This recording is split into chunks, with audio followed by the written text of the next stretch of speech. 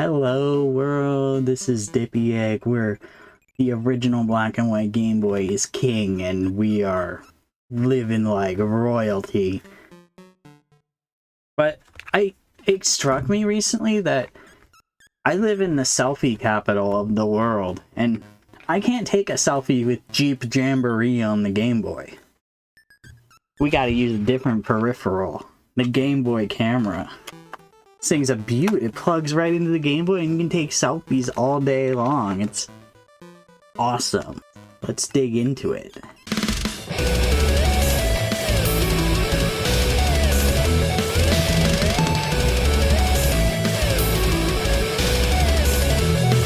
You know, I think the most memorable aspect of the Game Boy camera has to be that iconic commercial. When it's least expected, you're elected, you're the star today. Smile, you're on Game Boy camera. It's fun to look at yourself as other people do. How's your sense of humor? There's a rumor, laughter's on its way. Smile, you're on Game Boy camera. Yes, with Game Boy camera, you can turn photography into fun-tography. Smile, you're on Game Boy camera. Oh man, that jingle was so memorable, but looking back on it, it's kind of weird. For one, I'm pretty sure that babysitter is like twice that boy's age, and that said, she should probably be reported to the authorities. And also, what's the deal with the fact that the dad is reading that newspaper article talking about people dying? Isn't that crazy? Death is now canon in the Game Boy camera universe.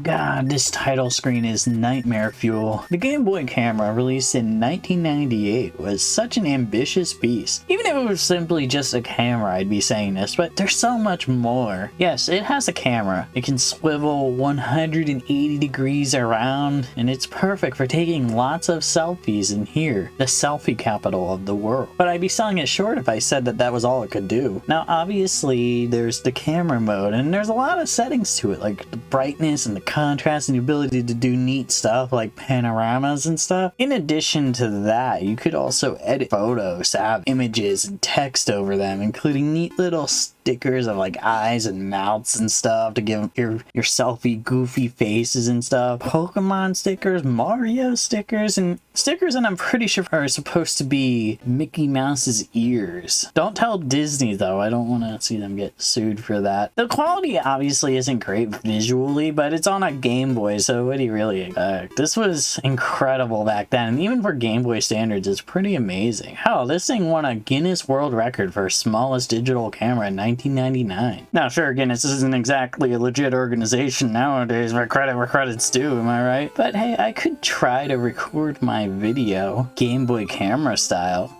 Okay, hello and welcome. Welcome to Dippy Egg. Let me try to get myself in the picture. Okay, there we go. This isn't gonna work. Sorry, y'all. Let's get back to actual footage.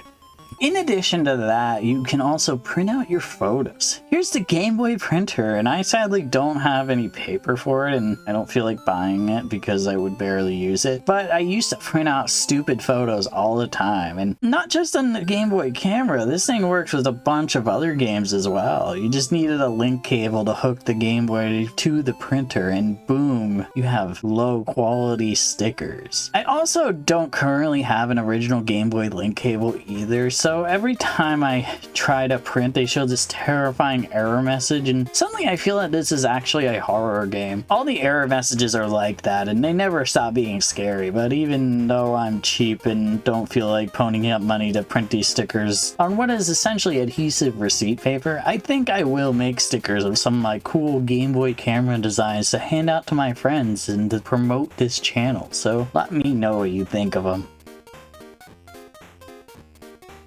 okay, so if we're going to take selfies, we got to take selfies the right way. And thankfully, I'm prepared for that with the Game Boy camera.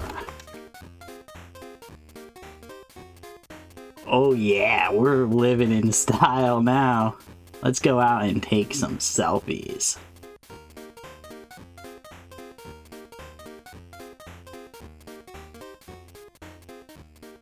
But there's also a play function, which is wild. By selecting play, you're tossed into a vertical shmup called Space Fever 2. And yes, Space Fever 1 does exist. It's just an old 70s arcade machine. And man, I would love to get my hands on one of those, even just to play it. But it's essentially a Space Invaders ripoff. This game, however, is a little less on the nose with that. You just shoot enemies as they come down, and every few heats you run into a boss that the first time around it's like a weird Viking head, and I fully stand by this game being a horror title.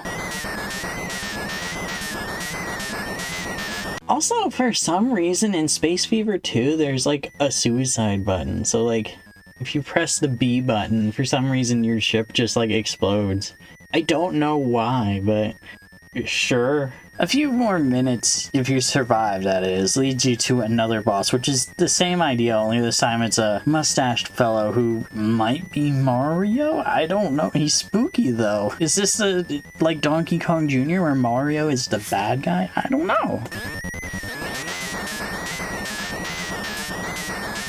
Another feature of this game is that you can take 4 photographs to be part of a sort of animation of sorts that can be represented in some of the mini games in this title. Mine looks like crap, so that makes it even scarier. Okay, so for those pictures in that animation I just mentioned, I tried to get like cool photos of this Ghastly plushie. It's a bootleg, by the way. There's not an official Ghastly plushie to my knowledge, but you know, I thought it would look cool, and you can kind of see him, but not really.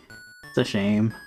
But one example of this is the final boss of Space Fever 2 being whatever you defaulted as those images. Take that thing down, reach a certain amount of points, and you unlock another minigame. Now, a tidbit I did skip at the beginning of talking about Space Fever 2 is that there's 2 spaceships at the very beginning, and if you shoot them, you unlock a whole new minigame. 3 if you reach the score threshold that I just previously mentioned. One of them is a Game & Watch classic, Ball, which is a game they still milk to this day. Only your head is the aforementioned default animation sequence I mentioned previously, or a generic head or whatever. Side note on the Ball minigame, the default head that's actually photos of some guy, he's giving me a really creepy look, and quite frankly, I'm a little uncomfortable here. Hey,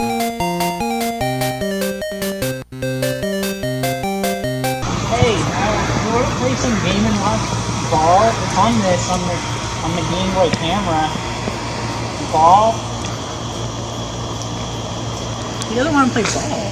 But the game you need to unlock, you unlock by reaching a certain amount of points, like I said, but after that, you need to die to access it. Then 3 spaceships come down instead of 2. It's hinted at in the score counter on the side, but it doesn't specify what it is. The other 2 do specify. Turns out, this is how you technically beat the Game Boy camera. Yeah, you can beat this game, but don't get too excited. Simmer down there, because it kind of sucks. It's a foot race style game. Think something like track and field or whatever, but bad. You just mash the A button to run, the up button to jump, and B to flop or whatever. Your goal was just simply beat the mole and the dove in a race, which, while I did get after a few tries, it was kind of painful to do.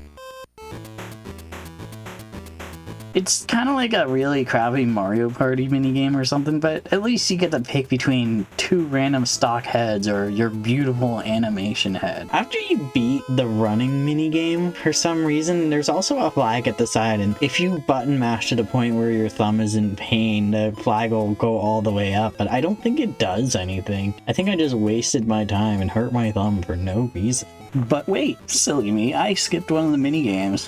Whoops. That's because it's the highlight of the whole package in my opinion. Yes, even above the camera. Now at a glance, I didn't think much of it as a child because I just assumed it was a generic DJ game. And I wouldn't blame you if you shared that sentiment, but it's so much more. What we have here is a straight up 3-channel chiptune looping program where you can make music on this thing, and it's glorious. This alone is honestly a reason to own a Game Boy camera in my opinion, and why I want to get more of them. I'm going to become the master of shitty chiptune music, and I hope you're all ready to hate it.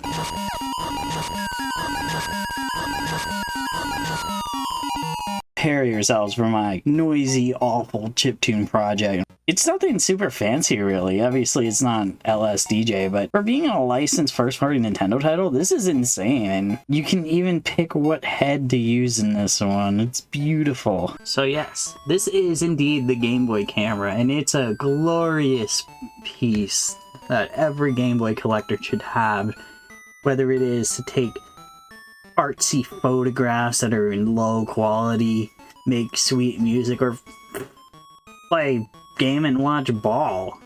It has everything.